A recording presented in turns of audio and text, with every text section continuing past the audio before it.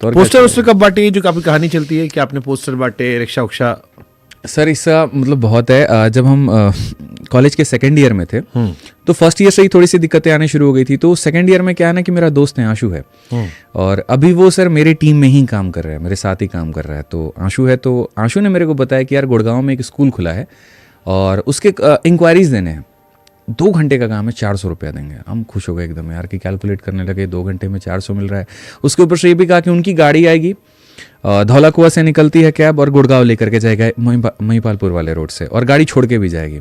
हम और खुश हो गए, और क्या चाहिए, गाड़ी में बैठ के जाएंगे, गाड़ी में बैठ के आएंगे, 400 रुपया भी मिल रहा है, दिक्कत क्या है। तो खुश होकर के आराम से बैठ जाते हैं गाड़ी में, और जब ले करके जाते हैं तो वहाँ पर वो बोलते हैं कि पैम्पलेट पकड़ा दिए हाथ में। तो हमको लगा कि ठीक है, किसी को देने के लिए पकड़ाए होंगे।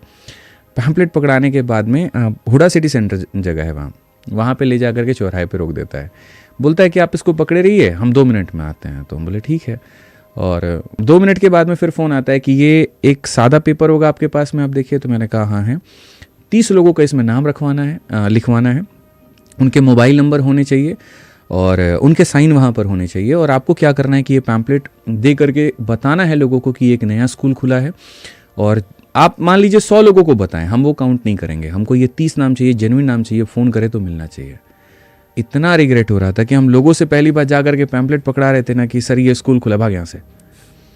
धक्का भी दे रहे, गरिया दे रहे, टाइम पास कर रहे हैं, तो दिमाग खराब। क्योंकि सर हम लोग भी दूसरों के साथ भी वही करते हैं, हमारे लिए हमारा टाइम बहुत इंपॉर्टेंट होता है। हम गाली तो नहीं देते, लेकिन हम ये भी नहीं करते।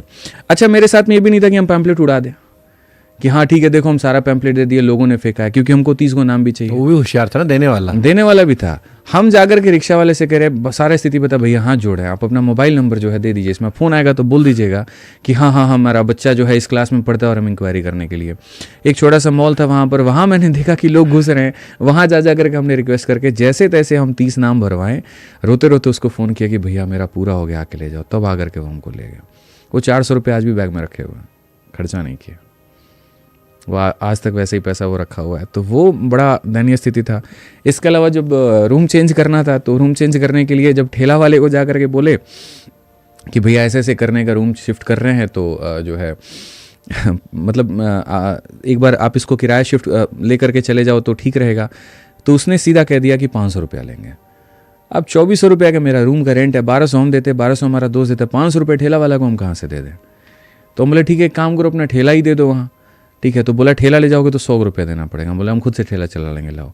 10 किलोमीटर तक चला करके अपना लेकर के खुद ही ठेला गए, जा करके सारा सामान रूम में शिफ्ट किए, फिर ला करके उसको ठेला भी दिए। और भी काफ़ी सारे इंसिडेंट रहे। मतलब गरीबी तो क्या सिखाती है? लड़ना सिखाती है, मजबूत होना सिखाती है, और आपको ये सिखाती है कि जीवन में अगर कुछ भी नहीं हुआ तो भी आप वहाँ से आगे बढ़ सकते हैं। लेकिन बहुत कम लोगों के पास ही ऐसा होता है। जिसके पास में ताकत है, जिसके पास में सब सहन करने की क्षमता है, तो वो झेल लेता है। मैंने भी एक स्टोरी की थी जिसमें था कि आपकी बर्थ से ही तय हो जाता है कि आपका भविष्य क्या होगा। 60% आदमी जो गरीब पैदा होते हैं वो जीवन में गरीब ही रहते हैं। ये सब कहने की बातें होती हैं कि आप पैदा गरीब हुए फर्क नहीं पड़ता, आप मरते गरीब नहीं। 60% आदमी का पहले डिसाइडेड होता है। जो मिडिल क्लास है वो मिडिल क्लास ही मरता है, अमीर है वो 50-60% अमीर ही मरता है। ऐसे गरीब का भी है। वो 40% लोग हैं जो लड़ झगड़ के, हौसला दिखा के अपडेट कराते हैं, और इसके पीछे समान अवसर ना मिलना होता है। समान अवसर, समान साधन। मान लीजिए कि परिवार में आज आप देखोगे कुछ ऐसे लोग हैं, कई ऐसे राज्य भी हैं, कई ऐसे जगह भी हैं जहाँ पर परिवार बहुत वेल टू डू है लेकिन सोच बहुत छोटी है। तो वैसे केस में क्या होता है कि लड़की पढ़ना चाह रही है, पढ़ने नहीं देते। तो वहाँ पर क्या होगा कि वो सर पैसे से अमीर हो जाएगी लेकिन मेंटलिटी वो गरीब है, मेंटली वो गरीब ही है। दूसरे जगह पे आप अगर चले जाओ, जैसे मेरी केस में मजबूरी क्या था, टैलेंट बहुत है, मेहनती हूँ, करना चाहता हूँ, पैसा नहीं है। अब पैसा नहीं है तो मैं तो मेहनत करके आगे बढ़ गया, मैंने भाई बहनों को अपना पढ़ा लिया, लेकिन मुझे पता था अगर सेम सिचुएशन मेरे भाई या बहन पर आती तो वो उसको टैकल नहीं कर पाते।